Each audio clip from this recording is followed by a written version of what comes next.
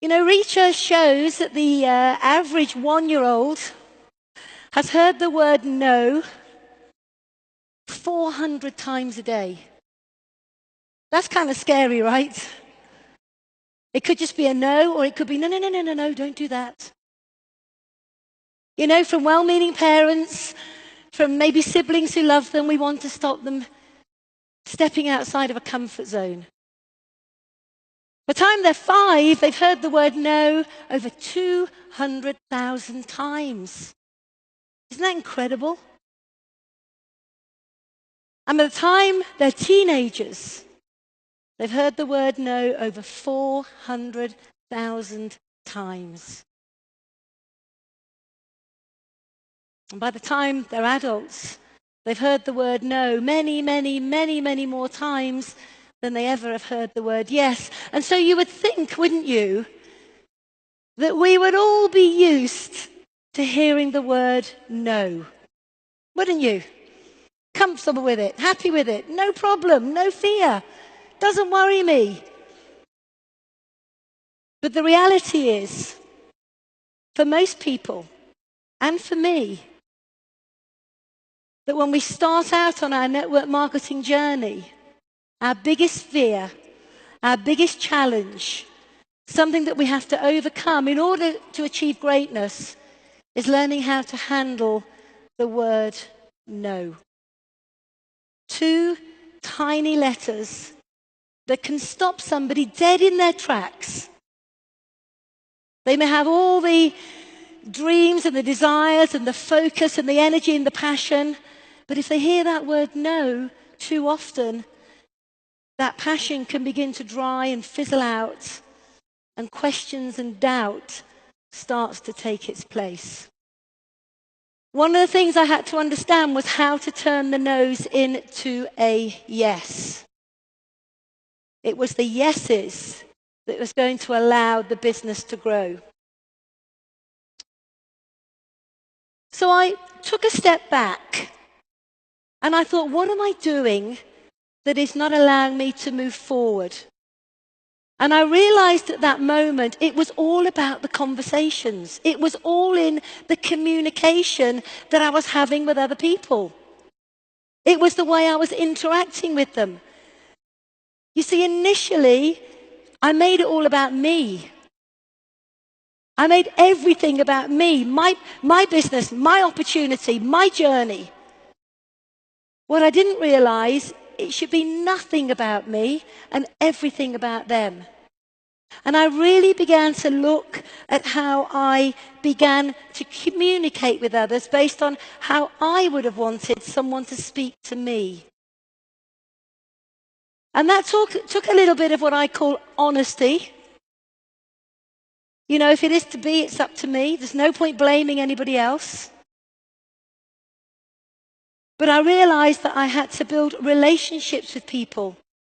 I had to find out what was important to them. I had to be more caring, more aware, and have to understand that it's not a one-stop shop. Sometimes your conversations, whether they be face-to-face, online, it's not the first conversation that bears the results. It could be many conversations down the line. And what I realized is that when you start communicating with people, this for me, this little bit that I'm sharing with you now was a game changer for me, is when I started picking up the phone, having a chat, asking them how they were, what they were doing, how the kids were, how was work. Did they have a great holiday? What have they got planned for Christmas?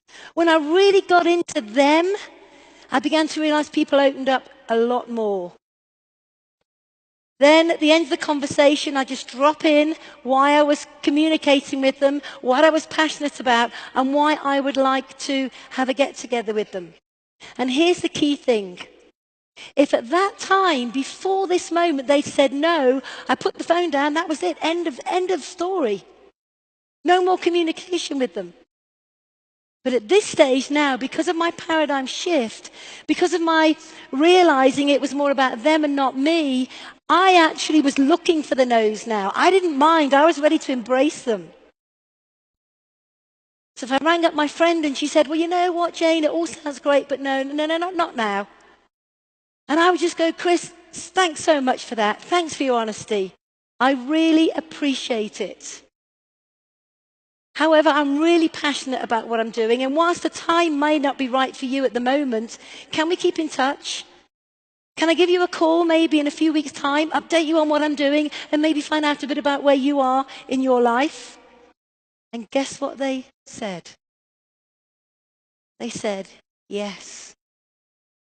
In a heartbeat, in a conversation, just by reversing the no and saying, that's okay, I turned the no into a yes, but not right now in the moment. Maybe in a month or 2 months' time, but that no became a yes.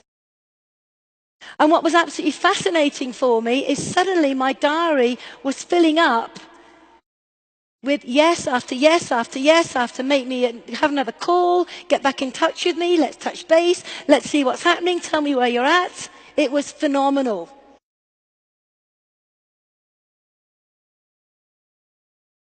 Now, sometimes I call them back, as arranged, on the exact day and time that I'd arranged. I give them a quick call, hey, how you doing? You know, we spoke a few weeks earlier and the timing wasn't right for you, and we agreed that we speak today. How's things? How's it been? I'd always make notes of our previous conversation that I could refer to. And sometimes they would show great interest, but they say, Jane, you know, the timing still isn't right. I go, hey, that's no problem. This opportunity I want to share with you is too important for us not to get together. So why don't I give you a call maybe in 3 or 4 weeks' time? So every single no was turned into a yes, one way or another. Sometimes I could ring them up 4, 5, 6 times. On the 6th time, they say no, and I would say to them, you know what? I'm never going to stop calling you. Because this opportunity is too important, and I think too much of you. And I don't want you to miss it. So I pay a compliment. Hey, my name is Eric Worre, and if you're involved in the network marketing profession, I want to invite you to come to the Network Marketing Pro YouTube channel. Every week, we put out content on how you can become a network marketing professional. We have tips, ideas, strategies, interviews with million-dollar earners in the profession, interviews with global icons like Tony Robbins or Sir Richard Branson, lots of different things that we provide. They're absolutely free. Do yourself a favor, click on the link, subscribe to the YouTube channel, tell your friends to do the same, and I can't wait to see you there.